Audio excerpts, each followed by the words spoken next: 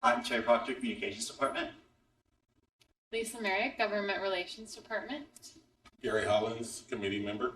Andrew Scott, committee member. Julia Brumman-Edwards, committee member. Liz Large, Contractor General Counsel. Jonathan Garcia, Chief of Staff. Roseanne Powell, Board Manager. Karen Brunshaw, Executive Assistant. Right. I think we have a pretty straightforward agenda today because of the work that we've done so far this year. I would hope that we'll leave today's meeting with things close to all queued up for potential referral this summer. We have a number of the agenda, and we're go through the renewal language and other filings and resolutions, but I think maybe I'm going to just briefly move number 3 to the second one up, and because this is an outstanding item from last meeting in which we wanted to make sure that we had the ability to use the mechanics of the what we assess in relation to how successful we are legislatively. And you were going to come with the short. Right. So the short answer is, in our current levy rate is $1.99 per thousand assessed value, and as we're building out the forecast over time, without additional legislative help, we will hit the cap. So the question to be answered was, could we go to the voters at $1.99, but levy less than that if we were going to reach and approach the cap? And the answer is yes, we can.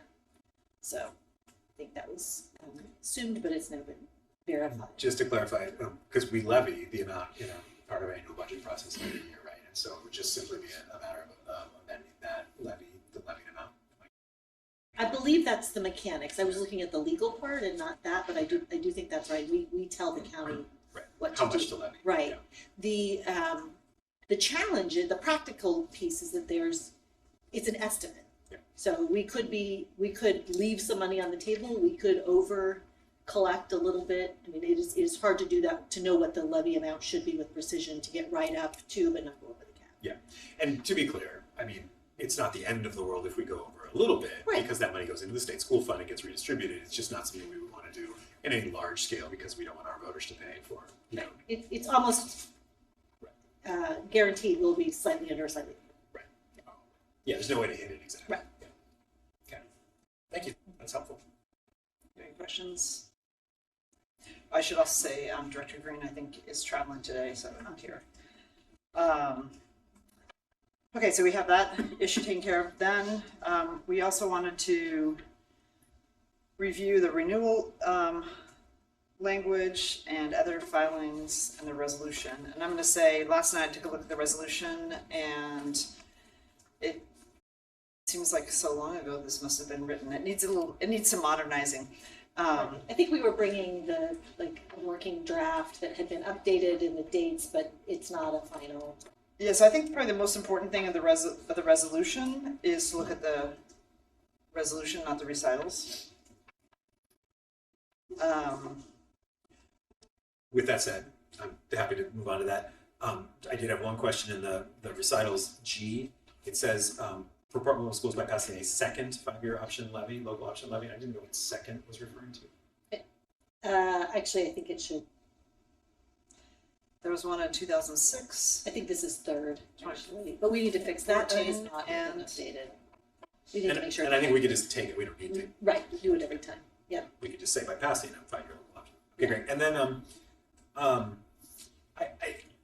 personally think H can come out. It felt odd to me. It felt like maybe from a different time when somebody was really concerned about benefit costs or our PERS costs or whatever. It just, I think. Imagine we'd gone through all the bond being way over and. Yeah. It needs new, again, to highlight what's in most important pieces that are reasonable. Anyway, those are my suggestions on the recitals. Okay. And I also Take have H thoughts on the out. resolution, whatever you want to pivot to that. And then Liz, you're gonna the L. Right, so there's there are two paragraphs that we just took out of this draft at this point in time, in part because of this levying to the CAT piece. So it had language in that said we will it basically a rock solid guarantee that none of the money collected would leave PPS. And we need to work on revised language so that it's accurate. We want to give assurances that that's where the bulk of the money goes, but that's. Not just because there's no sure if we hit over, we go to the state school fund. Right. And then, and again, what we were talking about, that it's almost inevitable to be slightly under or slightly over. And if you're slightly over, we don't want to misrepresent that. So that we're working on revising that language. Or some substitute for that language. Anything else in the resolution? Yeah, in the resolution itself. Number 5, the very end of that says audits will continue to be conducted by independent auditors who work in the direction of the board to define the scope and design of audits. I mean, that's technically true because the auditors work for the board, but calling them independent auditors made me initially think they were outside, and so I didn't know if this was also old language from before we reestablished the Office of Performance Auditing, whatever we call it. It's not a huge issue. I had changed it to internal auditors. Yeah. The word independent to, Great. not that they're not independent, but I think it's more accurate versus you thinking that. I think that gets it. In section 6, I think this is right, but that it would start July 1, 2024. I just wanted to make sure we weren't a year off. I couldn't remember if we passed the one in 19, if it started the next year, and this one would go through 25. So would it start in July 1, 2025 or 2024? I think we have some I think the working assumption in these numbers and dates is that we would pass it in November of 24 to start. Sorry, November of 23. And again, these are decisions you all will make, but the building from that is done in July of 24, which is what happened last time where it started a year. It started after passage, not after expiration. Oh, July 1. So that's a okay. yeah. So But- you're thinking you play out the full Yeah, you 5 play out years. the full, because there's another place in here I can find, I think I highlighted it, where it talks about this replaces the existing levy, and I had a question about that language too, because it, But that's what it That's did. what it did. And so this is, again, with our starting point in these is for to help guide decisions and narrative is this is how we did it in 2019. Yeah. Those But are I guess it's decisions. a good question because why give up a year? why give up a year? So I would absolutely, so I believe that we can pass a renewal at any time that could be effective even if it's a year and a half in the future. So if we already have 5 years of approval from the voters, I would say, even if we're going in this fall, let's start the new clock after that expires. So, Does that make sense? totally.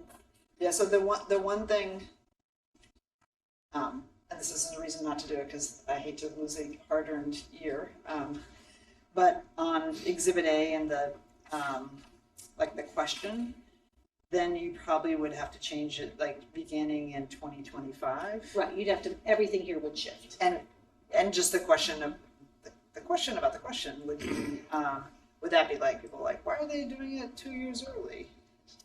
Yeah, no, I mean people couldn't raise that. I mean, I think the answer is because we want to, it's so important to the district, we want to be prepared and ready. So you have the answer to that, whether we can. My recall is that we can, from a conversation with Carol. I'll confirm because it was several months ago.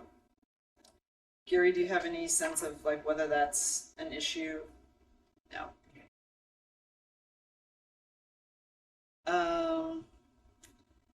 Then, if we don't have any more questions about the resolution, again, the recitals need some modernization.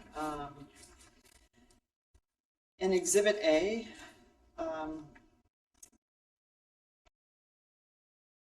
I would like to get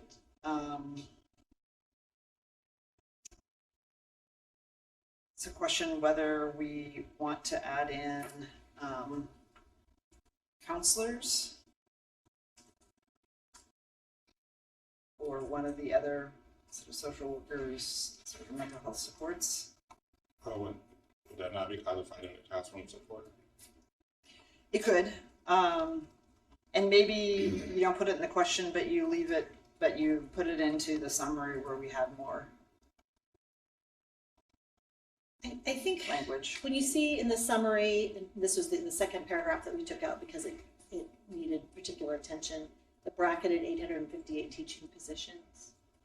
So in the 2014 and preceding levies, as I understand it, was just teaching positions. In 2019, we added classroom supports. When we talk about what that's used for, we'll want to think about if we're saying, is it just teaching positions versus do we describe classroom supports? You could put that money to very accurate use under the levy in any, in all the teaching positions, and it would just be done. You could pay for them all with the levy. So I just want us to think about how we describe it and how we spend it.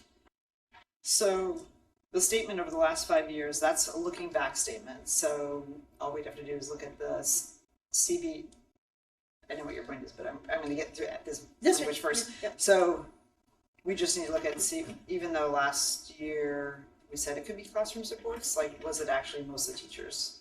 And so we can fill that number in. And then when you get down to this paragraph that says this renewed local option levy would continue to fund or would fund, that's where you could add in if we wanted to. I guess we're gonna be buying them anyways. Like, do we want to put that in there? Because you could say something like, more than 700 teachers and over 100 counselors, social workers, and classroom aides or something like that. Right, and yeah, when I think about the CBRC or an auditor coming back and matching that collection of funds with it's just that it's accurately described and spent. It's all good use, right? It's all, and if you spend it in one place, it enables you to make up the other positions in another. So I think the way the budget's done is that it's actually every school, which positions are paid for with local option funds. So it's an accounting. Yeah, it's entirely solvable. I'm just raising the issue in terms of language so we're accurate. Because that always seems important. So the purpose to broaden the language so we can use it for multiple. It could allow us to do that. It is somewhat of an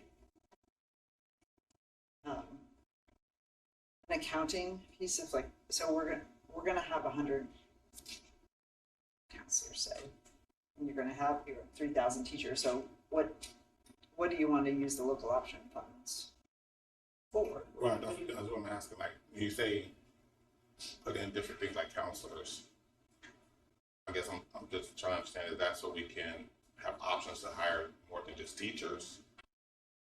Is that the purpose? Or when I thought about the I thought it was just teachers, and that was it. Just I'll tell my personal opinion is I would rather have somewhat of a mix, because if we ever didn't pass the local option, it's not like, hey, we keep all the other staff and just kept the ones that were funded by the local option.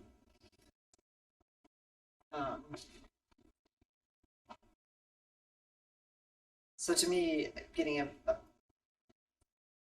there was a sense in 2014 that, like, you called it the teacher's levy.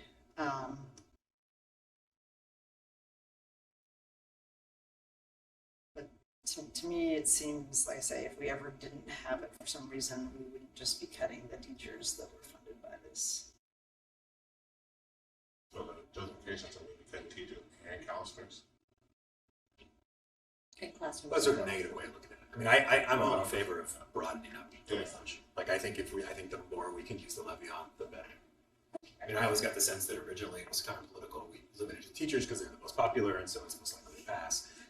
You're just so much more direct than I am. I think if there's I think if there's an opportunity to expand it to other things we might need in terms of classroom, so I think focus on classroom supports is important politically. Like, we're taxing people, we need to make sure it's focused on the classroom. But I'm in favor of broader language if we can do it. So. I mean, there was a pretty significant, almost an hour-long debate, just adding the words classroom supports last time around. I do remember having to sit through that. I really don't want to get into, like, if we talk about maybe counselors and we get to audit or the CRC and they're like, oh, we only got 98. You know, but I think the more broad, the better. Okay. And the more ambiguous, the better. And so I think we can make those additions. I think we have the sort of categories that we could add, and we know there's going to be investments in that. So we can we'll update that language. Patty raised an issue, and this is about the words maintain class sizes. And some concern, like, that's great if you're kids in a class of 20, but if you're kids in a class of 31. So something that is like helps lower class sizes. Yeah, I don't think I would want to put that. I don't think I would want to put anything that says lower class sizes. Because I think what happens is you get into that whole stuff that we've been through this year, but people complain about class sizes. And I think that restricts us on what we can do with the bond. But then it'd be like, well, we told voters we're going to lower class size or keep the class size that we have. I just think that's just a little bit restrictive. That's just my opinion. Well, the thing is, if we don't have 800 teachers or 700 teachers or 500 teachers, we're going to have higher class sizes. But going by with the listen to the poll piece, I didn't see anything that we needed to have classroom sizes in there in order to pass. At least what I just learned about it today. It's like probably one of the highest. What about help maintain or lower class sizes? We say that somewhere else in here too, under this section. There's somewhere else that says maintain or lower. That way you sort of say, look, you're going to maintain or lower. But, Yeah. I think it's like sending a message like, hey, this is like one of the ways in which we do have lower class sizes. Her point was it's just not everywhere. Apparently Germany's got 30 something kids in his kids' class. Go back to Exhibit A at the top when we talk about classroom supports. Can we say other school supports? Are you in the question? Yeah, I'm back at Exhibit A under the caption. Or question, yeah, it could be any question. I was thinking we said other, like school supports. That could maybe open it up to be able to spend money on things that's going to happen in the school, whether it's counselors or what have you. Just a thought. Well, here's what I would say it may be levy renewal to maintain teaching positions, comma, other school supports. you can actually, you have room for 10 words to say levy renewal to maintain teaching positions and other school supports. I think we're at 9 right now. You believe we gave us the words. Yeah, yeah. How could we have, okay, that's like a sin, to have wasted a word when you only have 10, Yeah. or to not have used them. But then we can take other school supports. And I think what you're getting at though, Gary, is not just saying classroom, saying other school supports, which is broad. I mean, that is, so I guess that's. I think maybe the question is how far can we push before we begin to lose? Yeah, right. And I think that's a pretty broad aperture to say others. I mean, I'm not saying in a negative way. I'm just saying, like, I think you have maximum flexibility to do a lot of things. Yeah, I mean, I like it. So.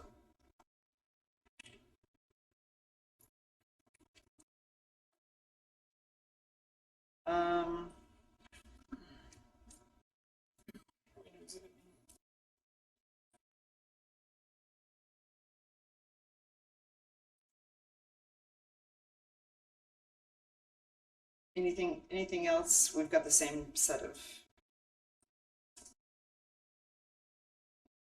Still an Exhibit A or Exhibit B? Pardon? It's still an Exhibit A or Exhibit B?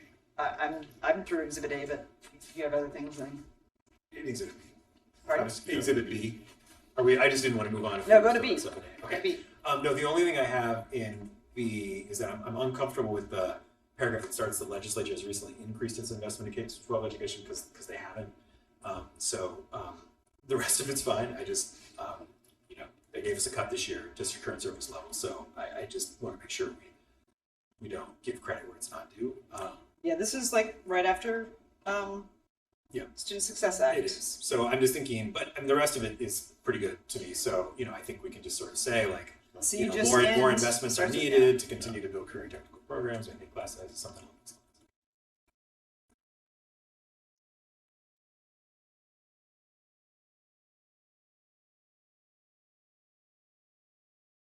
And I think we should change then the funding gap because that almost pivots back to the legislature. Yeah, we don't really need to bring the legislature up in this. I mean, there are I want to bring them up in other places. I don't think I need to bring it up here. So, and then the only other thing I had was, we already talked about it towards the very end, the local option. That does explain it. So, yeah, like if decide to replace, but if not, just.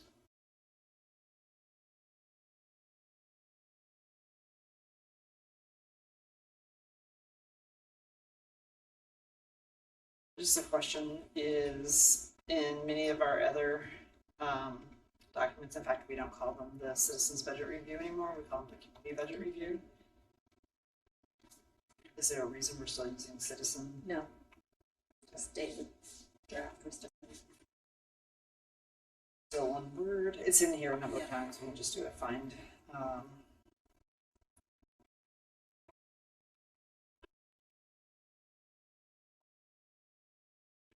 On the last one, it says no funds from a local option level will be used for district administration. Do we have to say that? Because when I read that, it seemed like did we use before? No, but it's a statement that's helpful. Yeah, I mean, the reality is paying for teachers frees up other general fund that can be used for administration. So to be blunt, it's fungible, but I think from a political perspective, and I mean, we're really doing it, like we're not using funds for administration. Yeah. That matters to some voters, and it matters particularly to editorial boards for reasons that still escape me, but that's what it is.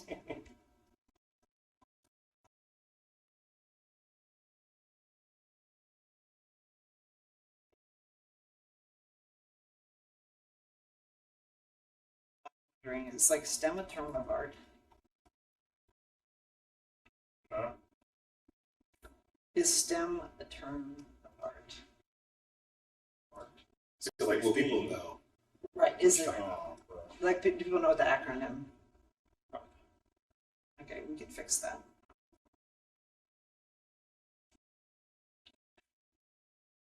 Can you read, I don't know, but if you do, can you use STEAM? Does STEAM include arts? Well, I was trying to get off of an acronym. Oh, okay.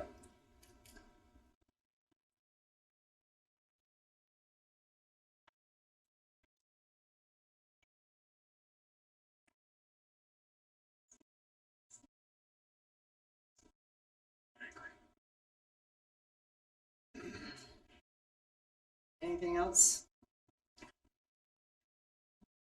Lisa, do you have anything? I think all those items make sense. So,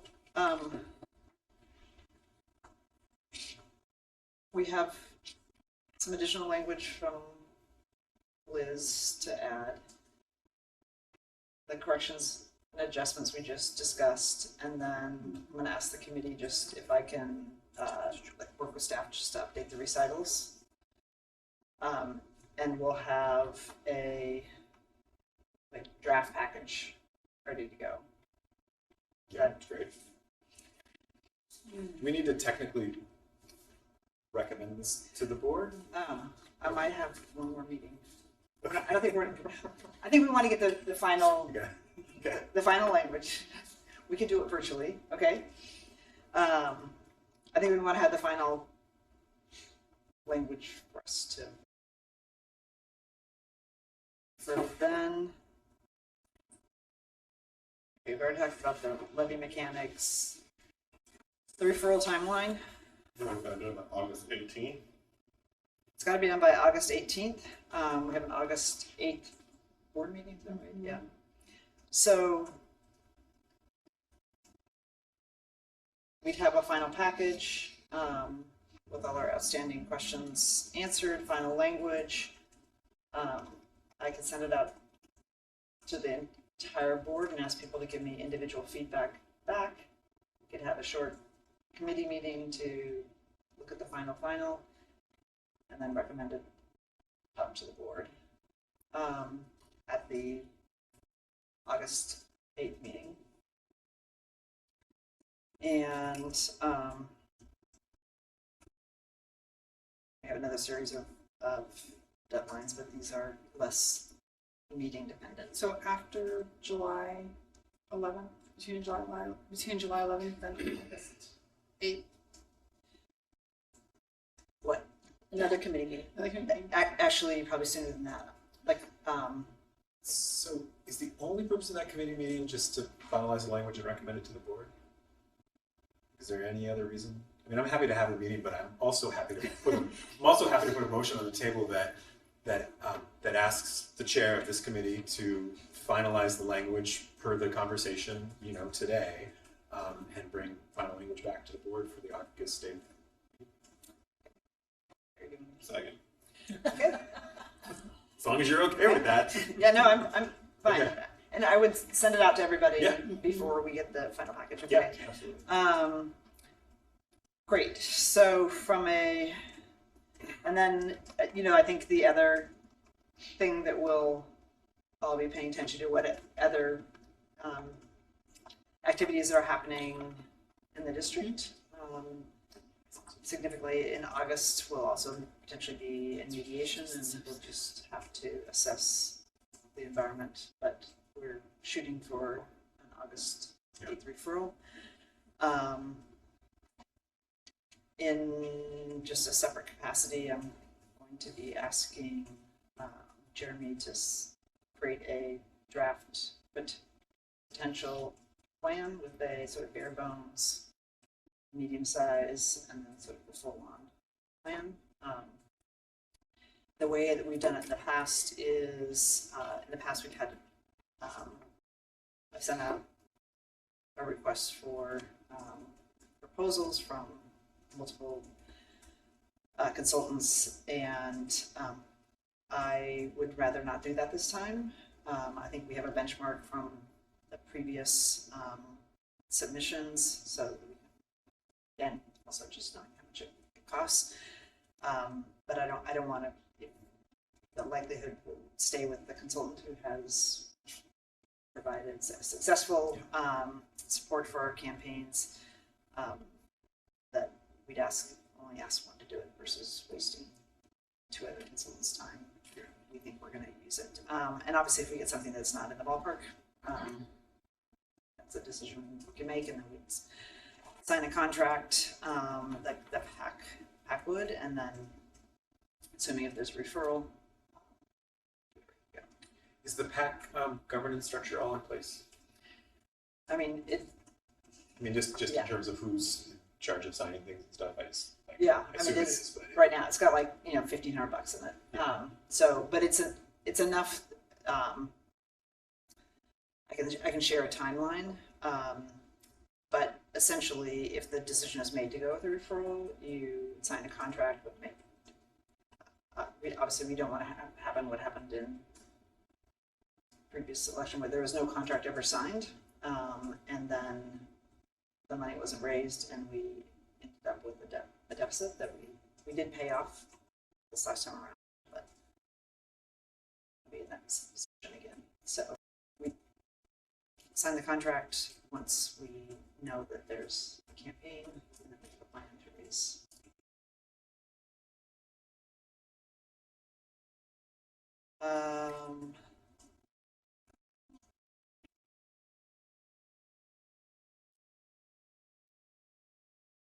Did anybody sign up for public comment? Okay. Is there anything else that the staff needs? Anything else for the good of the order? great meeting. Okay. 15 minutes early and no future meeting. And no future meeting. Win-win. Thank you.